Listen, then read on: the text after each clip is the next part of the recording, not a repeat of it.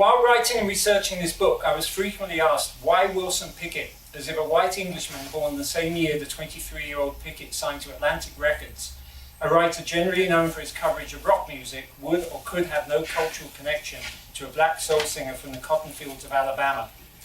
The short answer is that a love of American soul music runs deep through British veins, even among those who were too young to enjoy it the first time around. The longer answer includes my emigration to the United States in the late 1980s and an ongoing immersion in the music I believe to be one of America's most important contributions to global popular culture. That immersion has included copious reading, the collection of box sets and scratchy old 45s alike, and making the Stax Museum of American Soul Music in Memphis a compulsory stop on our family's cross-American road trip in 2012. As you can see, I got the souvenir on the way. Several months after that trip, listening to Pickett's music, it suddenly occurred to me I'd never come across a biography of the man, and I sought to understand why, especially as my shelves contained so many books on his peers. Perhaps his story was simply not that interesting. Cursory research immediately indicated otherwise.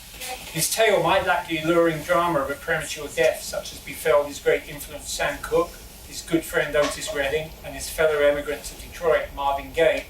But from a purely rags to riches perspective, Pickett's story quickly reveals itself as having all the hallmarks of great fiction, with even his cruel decline meeting some blessed redemption towards the end. Yet it is from a more historical viewpoint that Wilson Pickett's story proves truly remarkable. For it turns out that he was not just at the vanguard of his generation. Wilson Pickett effectively was the vanguard.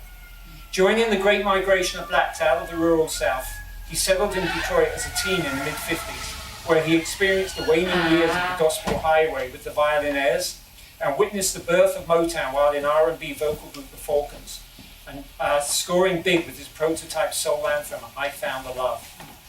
Striking out solo and moving to New York City, he hit the charts on a label run by rock and roll pioneer Lloyd Price, before embarking on a tempestuous but highly productive relationship with legendary Atlantic Records soulman Jerry Wexler.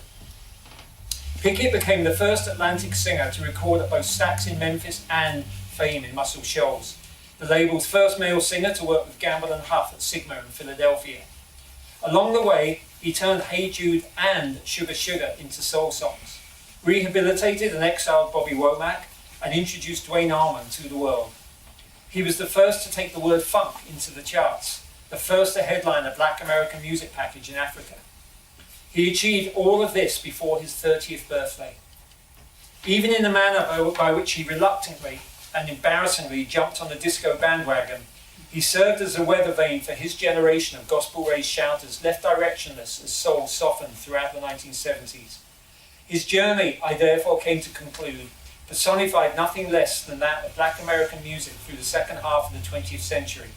And it is that wider context I hope to bring readers overcoming pages, even as I focus most closely on the life and music of Pickett himself.